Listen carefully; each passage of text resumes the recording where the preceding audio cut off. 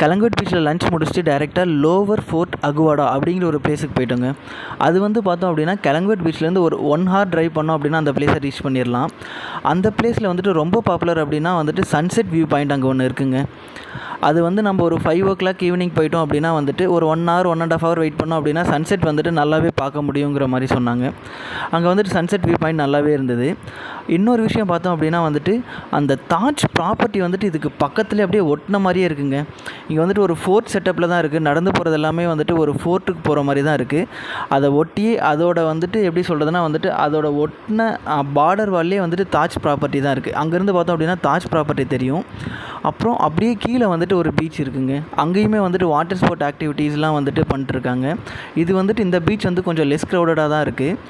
Evening ஒரு 6 o'clockலேருந்தே வந்து உங்களுக்கு நல்ல வைப்ஸ்லாம் க்ரியேட் பண்ண ஆரம்பிச்சிடுறாங்க. லைட்ஸ்லாம் போட்டுவிட்டு மியூசிக் போட்டுவிட்டு ரெஸ்ட் பார்ஸுக்கு வந்து நல்ல வைப் க்ரியேட் பண்ண ஆரம்பிச்சிடுறாங்க. இந்த பிளேஸுமே ரொம்ப சூப்பராக இருந்ததுங்க. உங்களுக்கு கோவா போகிறதுக்கான ஆப்பர்ச்சுனிட்டி கிடச்சிது அப்படின்னா கலங்கவேட் பீச், லோவர் ஃபோர்ட் அகோடா இந்த 2 பிளேஸையும் மிஸ் பண்ணாமல் பார்த்துட்டு வாங்க. கண்டிப்பாக வந்துட்டு பார்க்க வேண்டிய பிளேஸ் தாங்க ரெண்டுமே.